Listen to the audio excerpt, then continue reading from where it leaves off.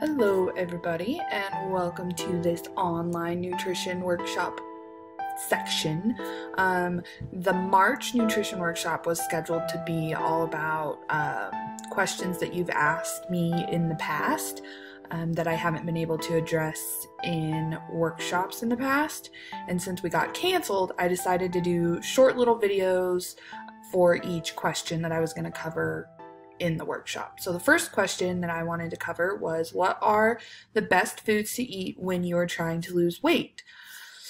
This is a really common question, and unfortunately there isn't exactly an easy answer because there really are no best foods to eat when you're trying to lose weight.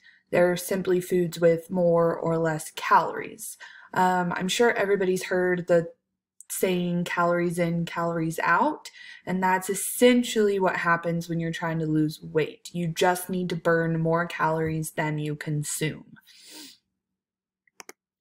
And luckily for us, we burn calories by just being alive. This is called our resting metabolic rate, or RMR, and we figure this out with this formula right here. So you have the men's formula and the women's formula.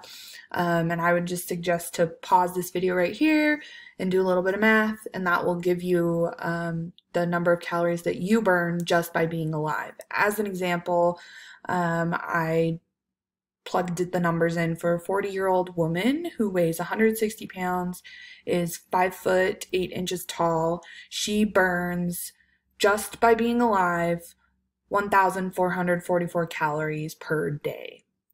Now, her lifestyle and activity level will determine how many calories she needs to burn in order to maintain, lose, or gain weight.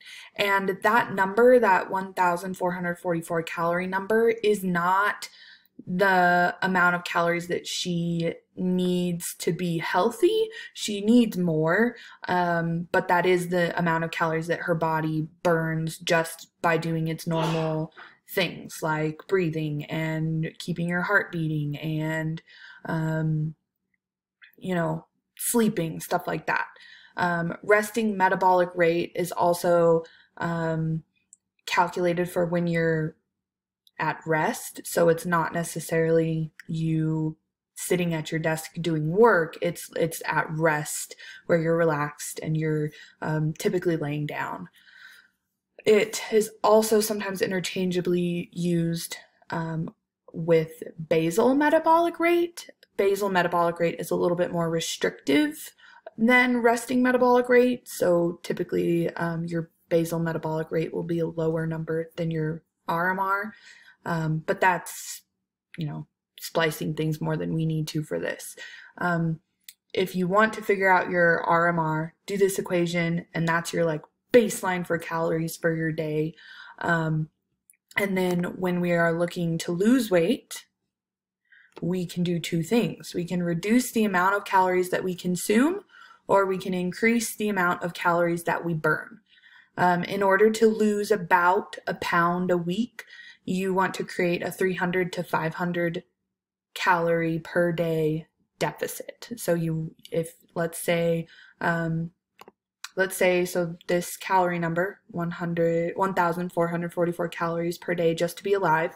So if you're sedentary and you don't work out, you're probably burning about 1,700 calories a day. So in order to create a deficit, you would need to reduce your calories by, let's say 300, let's make it easy, say 300 calories per day, which means that in order to lose about a pound a week, probably half a pound a week, you will need to eat 1,400 calories per day. Now, that sounds like a really low number, and honestly, most people will be kind of hungry at 1,400 calories per day. So another thing you can do is work out.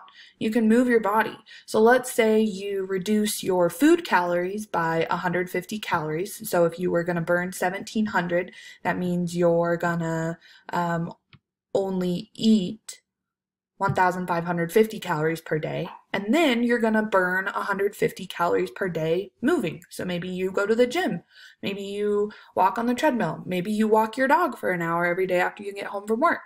Or let's say you don't do any of these things, so that means you're going to start doing these things.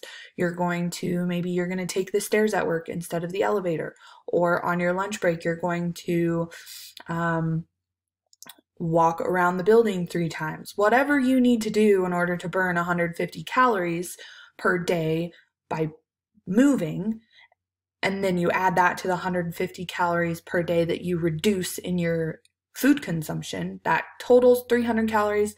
That brings you down 300 calories for your day so that you can lose weight. With all of this being said, there are a few foods that are almost always good staples for any weight loss journey. That is all kinds of vegetables, fruits, nuts, seeds, lean meats, and fish.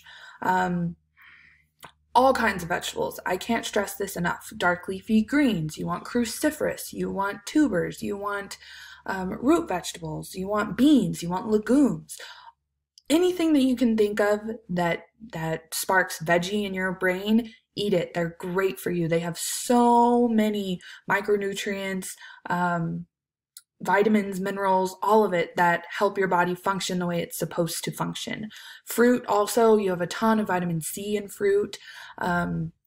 Fruit does have a little bit of sugar in it, which is okay. Your body needs sugar. Your body uses sugar, but don't overdo it on the fruit. You can't overdo vegetables. Sometimes you can overdo fruit, so keep that in mind. And then nuts and seeds obviously are very, very good for you. They have tons of good fat, a lot of vitamin E in those nuts and seeds, which is a fat-soluble vitamin that we need, and it helps our brain function. It helps keep all of our organs safe and our muscles function, all of that. Nuts and seeds are awesome.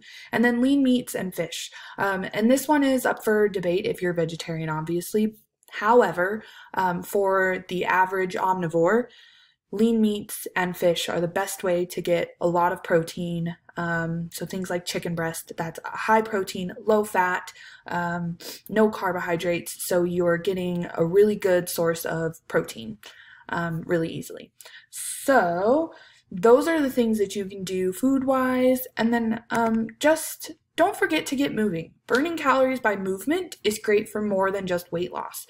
We live in a beautiful place here in Logan. We have access to beautiful outdoors facilities, if you will, that we can use, especially during the spring and summer. And if you're cooped up at home right now due to coronavirus, self-isolation stuff, if you are well and you want to go outside and walk your dog, please do. And as it continues to warm up here in the valley, take a hike. And I mean that in the nicest way possible, because it's good for your body, it's good for your brain, it's good for your soul, and I think that it's an easy way to get moving without feeling like you're working out. So thank you for listening. This is the end of this video, but stay tuned because we will have a couple more.